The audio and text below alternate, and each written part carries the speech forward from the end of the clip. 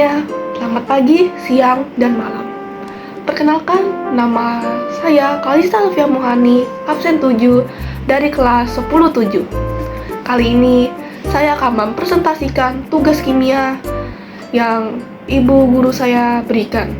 Pada kali ini, saya akan mempresentasikan tentang John Charles Warner. Pertama-tama, mari kita masuk ke dalam pembukaan. John Charles Warner lahir pada tanggal 25 Oktober 1962. Adalah seorang ahli kimia, pendidik, dan kewirausahaan Amerika yang dikenal sebagai salah satu pendiri bidang kimia hijau. Baik, selanjutnya ada riwayat pendidikan. Warner berkuliah di University of Massachusetts, Boston. Ia mulai melakukan penelitiannya di laboratorium James Pierce Anselme dan akhirnya menginspirasinya untuk berganti menjadi jurusan kimia. Setelah kuliah, Warner melakukan studi pasca sarjana di Universitas Princeton, di mana ia menerima gelar PhD dalam bidang kimia setelah menyelesaikan disertasi doktoralnya yang berjudul Sintesis Prideaux. Warner bekerja di industri selama hampir 1 dekade sebagai penelitian di Polaroid Corporation sebelum berpindah ke dunia akademis di mana ia bekerja di berbagai posisi di University of Massachusetts, Boston, dan Lowell. Baik, selanjutnya ada metode ilmiah. Metode ilmiah kini saya bedakan menjadi 5 bagian. Berikut adalah langkah-langkah dan 5 bagian tersebut. Yang pertama ada observasi. Warner melihat banyak bahan kimia beracun dan akhirnya dia berpikir bahwa lebih baik melakukan pencegahan terhadap produksi limbah daripada mengelola dan membersihkan limbah. Sehingga Warner memikirkan suatu ide kimia yang ramah lingkungan dan dapat mencemari bumi. Yang kedua adalah perumusan hipotesis. Warner berkata, jika bahan kimia dirancang dengan prinsip keberlanjutan, maka akan aman bagi manusia dan lingkungan tanpa mengurangi fungsinya.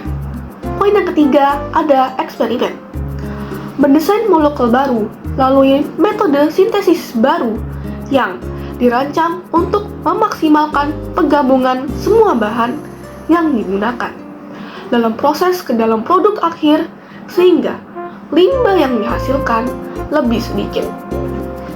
Metode sintesis harus menghindari penggunaan atau menghasilkan zat-zat yang beracun bagi manusia maupun lingkungan juga. Produk kimia yang dihasilkan harus dirancang untuk mempengaruhi fungsi yang diinginkan dan minimalkan tingkat toksisitasnya.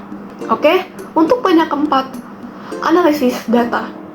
Warner tentu saja menguji toksitas dan keamanan produk yang dia akan hasilkan. Pengembangan metodologi analitik yang diperlukan untuk memungkinkan analisis real time untuk mencegah polusi, pemantauan, dan pengendalian dalam proses sebelum pembentukan zat berbahaya. Melakukan perbandingan dampak lingkungan, serta menghitung efisiensi energi dan limbah. Baik, kita akan memasuki penemuan utama John Charles Warner. Bersama Paul Anatas, teman lamanya Warner sendiri, Warner menggagas konsep green chemistry atau yang disebut kimia hijau, termasuk 12 prinsip kimia hijau yang menjadi dasar global dalam merancang produk dan proses kimia yang aman, ramah lingkungan, hemat energi, dan berkelanjutan. Yang dimana dia juga mendapatkan penghargaan medali Perkin. Medali Perkin adalah suatu inovasi dalam kimia, terapan yang menghasilkan pengembangan komersial yang luar biasa. Setelah dia menemukan tujuan penemuan utamanya, sekarang kita akan memasuki ke dalam dampak penemuan.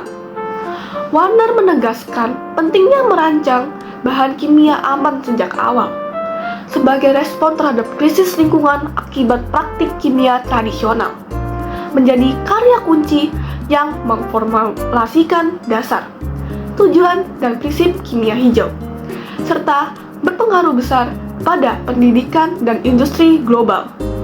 Berikut adalah dampak dari penemuan John Charles Warner. Yang pertama, ada lingkungan. Lingkungan dapat mengurangi pencemaran air, udara, dan tanah dari bahan kimia beracun. Selain itu, dapat mendorong penggunaan bahan baku terbarukan dan mengurangi limbah. Yang kedua, ada kesehatan. Kesehatan dapat menghasilkan produk kimia yang lebih aman, tidak beracun, dan ramah bagi manusia.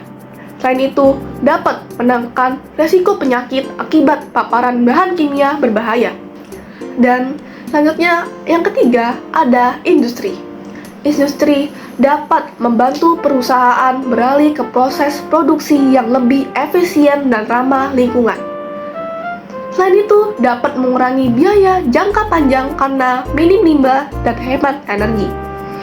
Dan yang terakhir, poin yang keempat, ada ilmu pengetahuan dan pendidikan. Ilmu pengetahuan dan pendidikan dapat mengubah cara ilmuwan merancang molekul bukan hanya efektif, tetapi juga aman dan berkelanjutan. Green chemistry kini diajarkan di banyak universitas yang ada di dunia, termasuk beberapa sekolah, dan memasuki pembelajaran utama dalam bidang kimia. Dan sekian, terima kasih telah mendengarkan presentasi dari saya pribadi. Semoga kata-kata saya dapat dipahami. Maaf jika ada kesalahan kata. Sekian dari saya, terima kasih.